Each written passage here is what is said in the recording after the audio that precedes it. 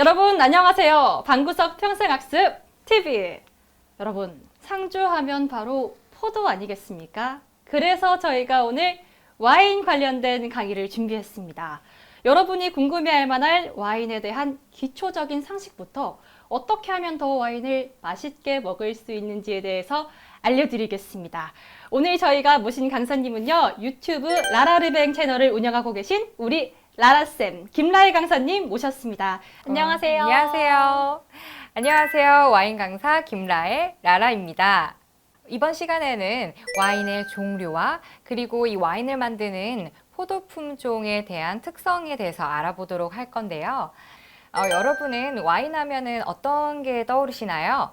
와인은 과일을 발효시켜서 만든 증류주인데요. 와인 하면 레드 와인이 많이 생각이 나죠.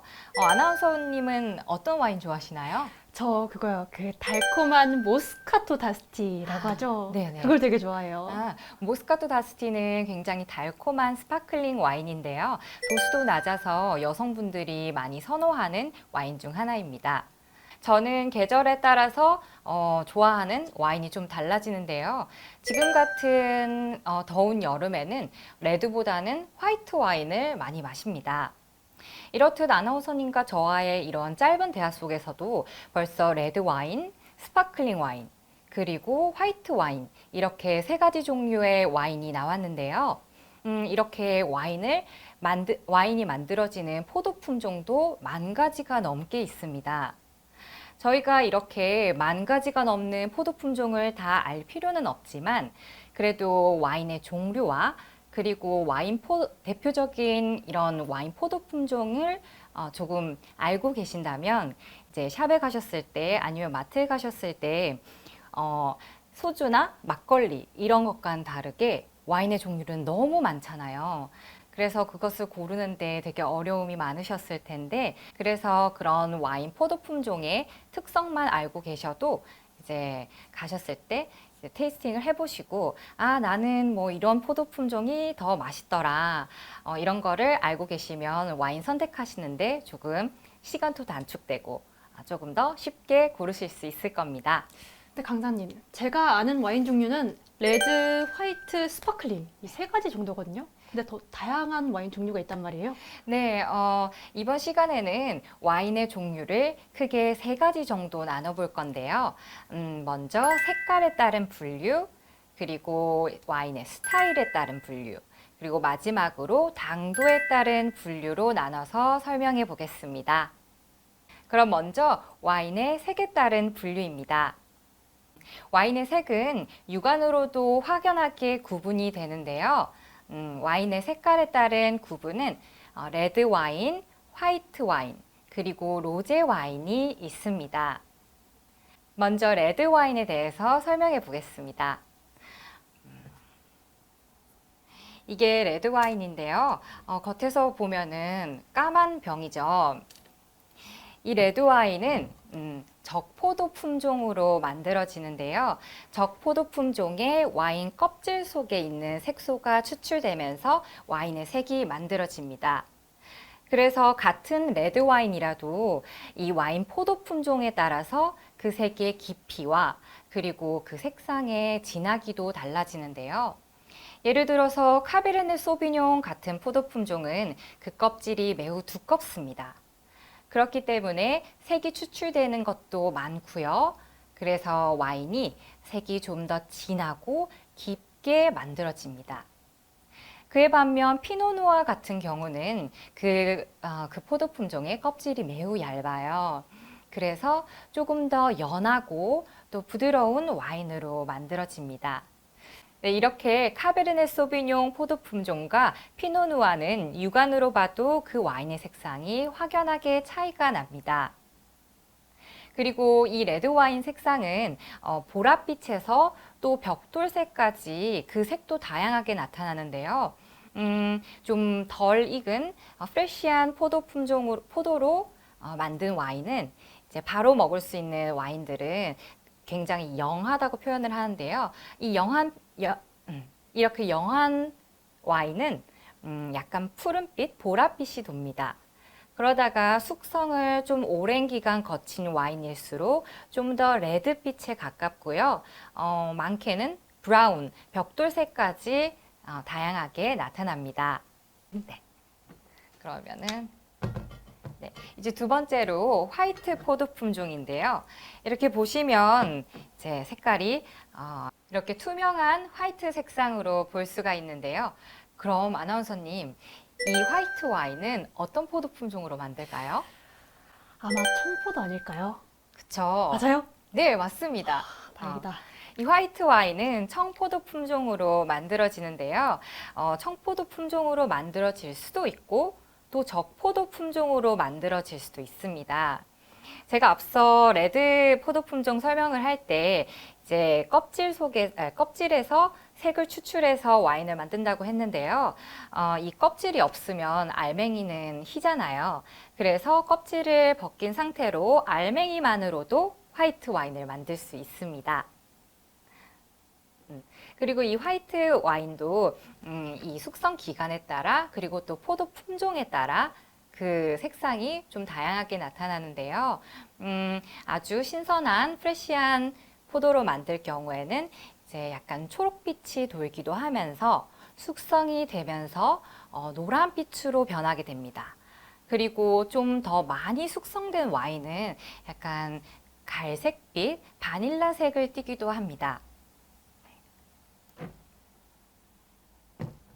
그리고 마지막으로 설명드릴 색에 따른 와인은요, 바로 로제 와인인데요. 색깔이 너무 예쁘죠? 너무 예뻐요, 네. 색이. 네. 와인은 그 오감으로 마시는 주류라고도 하죠.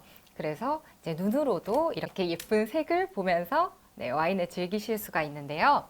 이 로제 와인 같은 경우는 적포도 품종의 이제 와인 그 포도 품종의 포도의 껍질에서 색을 좀 덜 추출해내서 이렇게 로제 와인으로 만들 수도 있고, 또 이 화이트 와인과 레드 와인을 섞어서 로제 와인을 만드는 경우도 있습니다. 이렇게 레드, 화이트, 로제 와인이 있고요. 두 번째로 스타일에 따른 분류인데요. 와인 같은 경우는 일반 스틸 와인, 그리고 탄산이 들어가 있는 스파클링 와인, 그리고 마지막으로 주정 강화 와인으로 나뉠 수가 있습니다. 먼저 일반 와인 같은 경우는 일반 와인, 스틸 와인이라고 하죠. 이 스틸이란 뜻이 이제 안에 탄산이 없는 그런 것을 얘기를 하는데요. 그래서 일반 와인은 여러분들이 뭐 댁에서 저녁 식사할 때 고기와 함께 마시는 레드 와인 이런 것들은 안에 탄산이 들어있지 않죠. 그래서 일반 와인, 스틸 와인이라고 부릅니다. 그렇지만 이제 아나운서님께서 좋아하시는 모스카토 다스티 같은 경우는 와인 속에 탄산이 들어가 있습니다. 그래서 이제 푸어링을 했을 때 맥주같이 거품층이 생기기도 하지요. 이런 와인을 스파클링 와인이라고 합니다. 근데 이제 여러분들이 흔히 이렇게 스파클링 와인을 보고 샴페인이다라고 얘기를 많이 하세요. 근데 이 샴페인은 스파클링 와인의 하나인데 프랑스의 쌍파뉴 지역에서 만들어지는 와인만을 샴페인이라고 얘기합니다. 그래서 이 스파클링 와인은 이 쌍파뉴 지역뿐만 아니라 전 세계적으로 만들어지는데요. 그래서 버블이 들어가 있다고 모든 와인이 샴페인이 아니고 이제 프랑스 쌍파뉴 지역에서 생산되는 스파클링 와인만이 샴페인이라는 것을 꼭 기억해 두세요. 네. 그리고 마지막으로 주정 강화 와인이 있습니다. 이 주정 강화 와인은 말 그대로 일반 와인에 증류주나 뭐 브랜디 등을 혼합을 해가지고 그 주정을 강화시킨 와인인데요. 보통 화이트 와인 같은 경우 도수가 낮은 경우는 한 5도에서부터 레드 와인이 이제 도수가 높아지면 한 14도, 14.5도 정도로 알코올 도수를 가지고 있는데요. 이 주정 강화 와인 같은 경우는 15% 이상 되는 와인을 주정 강화 와인이라고 합니다. 이 주정 강화 와인의 대표적인 예로는 스페인의 쉐리 와인이 있고요. 그리고 포르투갈의 포트 와인이 있습니다. 이 주정강화 와인은 일반 와인보다 도수가 매우 높기 때문에 보통 이제 소량으로 식전주나 디저트주로 많이 드시는데요. 이 스페인의 쉐리 같은 경우는 이제 와인 속에서 아몬드 향, 견과류 향이 납니다. 그리고 산도가 매우 높기 때문에 식전주로 안성맞춤이죠. 그리고 이제 포트 와인 같은 경우는 굉장히 스위트한 달콤한 스타일로 만들어지는데요. 그래서 이 포트 와인은 디저트 와인으로 많이 찾으십니다. 그리고 세 번째로 넘어가 볼게요. 세 번째로는 당도에 따른 분류인데요. 이 와인 속의 당도에 따라서 굉장히 많게 분류가 되는데 이번 시간에는 세 가지 스위트 와인, 미디엄 드라이, 드라이 와인 이렇게 세 가지로 분류해 보겠습니다. 라라쌤, 근데 제가 아까 말했던 모스카토 다스티도 스위트 와인 아닌가요? 네, 맞습니다. 네, 이 모스카토 다스티도 스위트 와인의 하나인데요. 와인을 마셨을 때 어떤 느낌이 드셨어요? 달콤하고 과일 향도 나는 것 같고 상큼하고 그런 느낌 났던 것 같아요. 그렇죠. 이 모스카토 다스티는 입안에 넣었을 때 입안의 당분이 이제 달콤한 맛이 입안을 모두 감쌉니다. 이렇듯 와인을 마셨을 때 매우 달구나, 달콤하다 이렇게 느끼는 와인을 스위트 와인이라고 합니다. 이 스위트 와인은 제가 앞서 주정강화 얘기하면서 이제 예시를 들었던 포트 와인도 스위트 와인이고요. 다음 대표적으로 디저트 와인이라든지 아이스 와인이 이 스위트 와인에 속합니다. 그리고 프랑스 소테른 지역에 이제 샤토 디켈미라고 굉장히 유명한 화이트 와인이 있는데요. 그것도 스위트 와인의 하나입니다. 그리고 두 번째로는 미디엄 드라이인데요. 이 미디엄 드라이는 마셨을 때 목 넘김 후에 입안에서 살짝의 달콤한 맛이 느껴졌을 때를 이 미디엄 드라이라고 합니다. 이 미디엄 드라이 와인은 그 잔당이 얼마만큼 있느냐에 따라서 또 오프 드라이라고도 얘기를 하는데요. 예를 들어서 미국의 진판들 같은 경우 이 오프 드라이, 이 미디엄 드라이 스타일로 많이 생산이 됩니다. 그리고 세 번째로는 드라이 와인인데요. 이 드라이 와인은 입안에서 잔당이 전혀 느껴지지 않은 일반적으로 고기와 드시는 와인을 드라이 와인이라고 합니다. 근데 강사님, 저 궁금한 게 있어요. 왜 스위트 와인은 달달한 와인을 스위트 와인이라고 하잖아요. 네, 맞습니다. 근데 왜 당도가 없는 와인은 뭐 쓴 와인이라던가 다른 와인이 아니고 드라이 와인이라고 말하나요? 아나운서님께서 말씀하셨듯이 이 스위트의 반대말은 bitter, 쓴, bitter 와인이 아니라 왜 드라이 와인이라고 부르는지 궁금한 분 많으실 텐데요. 이 드라이라고 불리게 된 이유는 이제 와인을 만들 때 이제 효모가 당을 소모를 해서 이제 알코올로 변환을 시키잖아요. 그래서 그때 이 이스트가 당을 다 소진했을 경우 그때의 표현을 dried out이라고 얘기를 합니다. 네.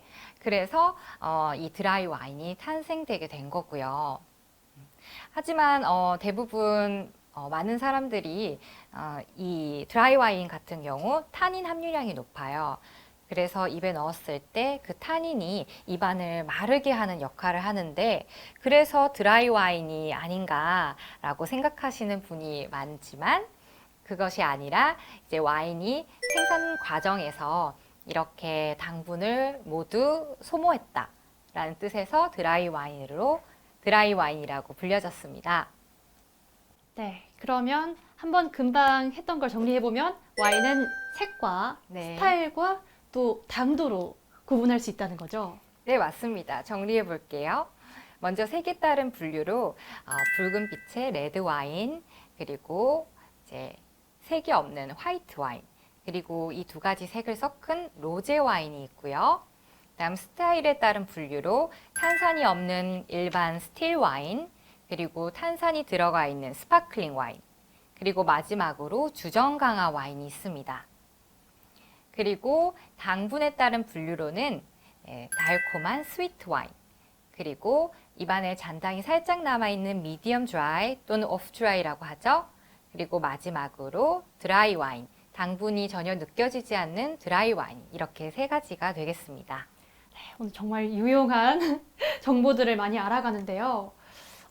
또 이게 또 저희가 알아야 되는 와인을 마실 때 꼭 알아야 될 만한 그런 게 있을까요? 대표적인 레드 와인과 화이트 와인의 포도 품종인데요. 네, 지금부터 이 포도 품종에 대한 설명을 해드릴게요. 강사님, 근데 왜 저희가 와인 종류를 많이 알면 되지 포도 품종까지 알아야 될 이유가 있을까요? 왜냐하면 이 와인의 포도 품종은 그 포도가 가지고 있는 고유의 특성은 변하지가 않아요. 그래서 예를 들어서 저희가 옷을 사러 갔을 때 흰색 티셔츠가 있다고 가정해 볼게요. 이 흰색 티셔츠는 그 소재에 따라서 뭐 면으로 만들어졌는지, 그리고 실크로 만들어졌는지, 그리고 또 나일론으로 만들어졌는지에 따라서 그 촉감이 다른데요. 똑같이 보이는 흰색 티셔츠라도 이렇게 소재에 따라서 달라집니다. 그리고 이런 면이라든지 이런 소재의 특성은 변하지 않죠. 그렇듯이 이 와인의 포도 품종도 그 특성, 이 고유한 특성은 변하지가 않아요. 이 생산자가 어떤 스타일로 와인을 만드느냐에 따라서 조금은 달라지지만 그 포도 품종의 고유한 특성, 그 맛은 사라지지가 않습니다. 그렇기 때문에 이 대표적인 포도 품종 몇 가지만 알고 있더라도 내가 이런 와인을 마셨을 때 나는 이 맛이 좋더라. 그래서 내가 좋아하는 포도 품종은 이런 포도 품종이야. 이렇게 얘기할 수도 있고요. 또 가장 중요한 점은 이러한 대표적인 포도 품종이 와인의 이름이 되기도 합니다. 그래서 보통 이제 와인 사러 가셨을 때 물론 생산자도 와인 레이블에 다음 뭐 설명서에 표기가 되어 있지만 보통 포도 품종이 함께 적혀져 있고 그 포도 품종에 대한 설명이 있는 경우가 많습니다. 그래서 이 대표적인 포도 품종은 꼭 알아두시면은 이제 와인을 구매하실 때 또 자신의 스타일을 찾아가실 때 굉장히 유용하실 거예요. 그럼 먼저 레드 포도 품종에 대해서 알아보겠습니다. 이 대표적인 레드 포도 품종에는 4가지 정도로 이번 시간에 알아볼 건데요. 카베르네 소비뇽, 피노누아, 메를로, 그리고 시라 또는 시라즈입니다. 먼저 카베르네 소비뇽에 대해서 알아볼게요. 이 카베르네 소비뇽은 제가 앞서 색에 대해서 얘기를 할 때 이 포도 껍질이 매우 두껍다고 얘기를 드렸어요. 그렇듯 굉장히 진하고 깊은 색상의 와인을 만들어내는 포도 품종입니다. 이 카베르네 소비뇽은 전 세계적으로 인기가 많은데요. 그 이유는 재배 환경도 까다롭지가 않아서 이제 어떤 환경에서든 굉장히 잘 자라날 수 있는 포도 품종입니다. 이 카베르네 소비뇽의 특징은 파프리카 향이 난다든지 아니면 보통 블랙베리 계열의 와인의 향이 납니다. 예를 들어서 뭐 블랙 체리라든지 아니면 블랙베리류가 그 특징적인 향이죠. 그리고 숙성을 할수록 여기서 초콜릿 향, 그리고 커피 향이 은은하게 피어오르는데요. 그리고 좀 오크 숙성이 많이 된 카베르네 소비뇽 같은 경우는 이제 오크 향과 함께 삼나무 향 이런 것도 은은하게 피어오릅니다. 강사님, 그런데 여기서 오크 숙성이라고 하셨는데요. 오크 숙성이 뭔지 설명 한번 부탁드립니다. 이 오크 숙성은 말 그대로 오크 통 안에서 와인을 숙성하는 건데요. 이제 대량 와인 생산자들은 오크통을 사용하지 않고 이 오크칩, 오크 조각을 넣어서 숙성을 하기도 합니다.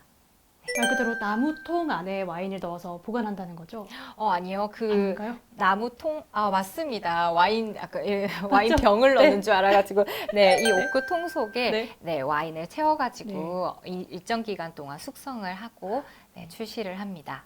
그럼 맛이 좀 달라지는 건가요? 일반 보관보다? 네네. 왜냐하면 오크 숙성을 하면은 발현되는 향들이 있는데요. 이 오크통에서 타닌이 또 추출이 돼요. 그리고 오크통 자체가 그런 향들을 가지잖아요. 왜 우리 편백나무 생각하시면 쉬우실 텐데요. 편백나무 향이 굉장히 강하면서도 좋죠. 네. 저도 개인적으로 좋아하는데, 그렇죠. 네, 그런 오크의 향들이 와인 속으로 배어들게 됩니다. 그리고 이 오크통은 이제 숨 쉬는 통, 한국의 항아리 같은 통인데요. 음. 물론 생산자마다 다르게 스테인레스에서 숙성을 시키는 생산자도 있지만 이 오크통에서 숙성을 시키면 또 이제 오크통이 호흡을 합니다. 그렇기 때문에 이제 산소와 접촉하는 공간도 늘게 되고 그래서 그 와인의 맛이 조금 이제 달라지죠. 일반 스테인레스 통에서 숙성한 와인보다는. 항아리라고 하니까 바로 이렇게 이해가 가네요. 네네. 한국에는 이제 항아리가 김치통, 있고, 항아리가 네. 있죠. 다른 그리고 데는 네, 네, 오크통이 있다. 맞습니다. 네. 그리고 이제 두 번째로 넘어가 보겠습니다. 두 번째로는 피노누아인데요. 이 카베르네 소비뇽이 굉장히 남성적이고 파워풀한 와인이라고 보면 이 피노누아는 굉장히 우아하고 섬세한 스타일의 와인이 만들어지는데요. 앞서 말했듯이 이 피노누아는 껍질이 얇다고 했죠. 그래서 그 색도 굉장히 맑고 우아합니다. 그리고 이 피노누아는 재배 환경이 조금 까다로워요. 그래서 많은 곳에서 이 카베르네 소비뇽처럼 흔하게 자라는 포도 품종은 아닙니다. 이 피노누아는 프랑스의 부르고뉴 지역에서 굉장히 우아하고 굉장히 우아한 스타일로 만들어지고요. 뭐 미국의 오레건주라든지 아니면 요즘에는 뉴질랜드의 피노누아도 많은 인기를 얻고 있습니다. 이 피노누아의 특징은 카베르네 소비뇽은 블랙베리 계열이라고 말씀드렸는데요. 이 피노누아는 붉은 베리 계열, 딸기라든지 라즈베리 이런 계열의 향이 피어오르고요. 그리고 특징적인 향이 버섯 향이 납니다. 버섯 향이요? 네네. 와인에서 버섯 향이 날 수도 있나요? 네, 이 피노누아의 특징인데요. 이 버섯을 먹었을 때 우리 약간 흙향 같은 것도 살짝 느껴지잖아요. 그래서 이 피노누아에는 이 버섯향과 함께 약간 얼티한 이런 흙향 같은 것이 은은하게 피어오릅니다. 그리고 또한 숙성이 될수록 이런 오크 향도 같이 나고요. 바닐라 향이 나는 경우도 있습니다. 라라쌤, 근데 피노누아에서 버섯 향이 난다고 하니까 굉장히 먹어보고 싶은데요. 그렇죠. 이렇게 와인에는 이런 특징적인 향들이 나는 포도 품종이 있어요. 그래서 그런 것을 이제 테이스팅 해보시고, 네, 많이 익숙해진다면은 와인을 좀 더 재밌게 즐기실 수 있을 겁니다. 네. 또 뭐가 있나요? 네, 그리고 이제 세 번째로는 메를로가 있는데요. 이 메를로는 카베르네 소비뇽과 함께 블렌딩되어서 많이 사용되는 포도 품종입니다. 왜냐하면 질감이 좀 더 부드러워요. 이 메를로에서는 블랙베리 계열의 향도 나고 또 레드베리 계열의 향도 나는 네, 품종입니다. 이 메를로 같은 경우는 프랑스 보르도 지역의 우완이라고 하죠. 이제 강의 오른쪽과 왼쪽에서 이 와인이 많이 생산되는데 오른쪽에서 이 100% 메를로로 만들어지는 훌륭한 와인이 생산되고 있습니다. 그리고 마지막으로는 시라 또는 쉬라즈인데요. 프랑스 론 지역에서는 시라라고 부르는데 이제 뉴질랜드라든지 남아프리카 공화국에서는 쉬라즈라고 얘기를 합니다. 이 시라는 굉장히 진하고 무거운 바디의 와인을 생산해내는데요. 시라의 특징적인 향은 뭐 플럼도 이제 자두인데요. 이게 레드 자두. 우리가 흔하게 먹는 그런 빨간 자두가 아니라 블랙 플럼. 한국에는 제가 잘 본 적이 없는데요. 저도 한 번도 본 적이 없는 것 같아요. 네네. 서양의 서양 자두는 이 블랙 플럼이 굉장히 많아요. 그래서 이런 블랙 플럼 자두의 향이 나고요. 그리고 후추 향이 많이 납니다. 후추 향과 함께 다른 허브 향이 많이 나는 포도 품종입니다. 와인에서 후추 향도 난다고요? 네네. 이런 후추 향은 음식과 먹었을 때 굉장히 잘 어울리고요. 이런 향이 와인의 산도와 잘 어울리게 되면은 굉장히 네, 맛있는 와인이 됩니다. 버섯 향부터 후추 향까지 굉장히 다양한 향들이 많은데요. 네, 포도 품종에 따라서 그 향들이 굉장히 다르기 때문에 다 모두 각각의 포도 품종을 테이스팅 해보시고 자기가 이제 본인이 어떤 스타일의 와인을 좋아하는지 찾아가시면 좋을 것 같습니다. 네, 또 어떤 향이 나는 와인이 있는지 좀 더 알려주세요. 네, 그리고 다음에는 화이트 포도 품종으로 넘어가 보겠습니다. 이 대표적인 화이트 포도 품종에는 샤르도네, 소비뇽 블랑, 그리고 리즐링 이 세 가지가 있는데요. 먼저 샤르도네입니다. 이 샤르도네는 약간 중성적인 포도 품종이라고 볼 수 있는데요. 중성적이다라는 것은 생산자가 어떤 스타일로 만드느냐에 따라서 이 와인의 맛이 굉장히 다양하게 나타납니다. 그래서 아무것도 그려지지 않는 흰색 도화지 같은 백지 같은 느낌? 그런 포도 품종이라고 볼 수 있죠.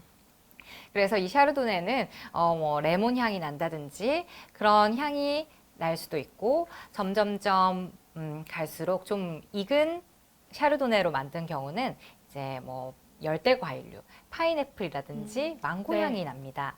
그리고 이 샤르도네는 굉장히 무거운 스타일의 와인으로도 생산이 되는데요.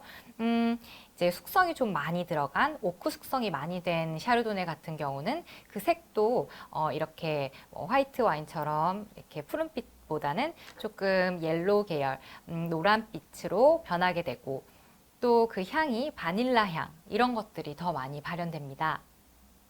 그리고 두 번째로는 소비뇽 블랑인데요. 여러분들이 가장 많이 드셔보신 게 소비뇽 블랑이 아닌가 싶습니다. 이 소비뇽 블랑은 굉장히 상큼한 스타일의 와인으로 많이 생산이 되는데요. 원래 프랑스의 고유 품종인데 요즘에는 뉴질랜드에서 굉장히 훌륭한 소비뇽 블랑을 많이 만들고 있습니다. 이 소비뇽 블랑은 구스베리 향이 좀 많이 피어오르는데요. 구스베리 들어보셨어요? 사실 처음 들어봤어요. 그렇죠. 네. 이 와인의 향을 표현을 할 때 좀 이제 우리나라 과실주가 아니잖아요. 그래서 해외 과일이 많이 나오게 되는데요. 이 구스베리는 매우 상큼한 과일이에요. 그래서 레몬 이런 것을 생각하시면 레몬, 라임 뭐 이런 거를 생각하시면 될 것 같고요. 구스베리 향과 함께 파프리카 향 이런 풀향이 살짝 나기도 합니다. 네. 네. 그리고 자몽향이 가득한 와인도 있어요.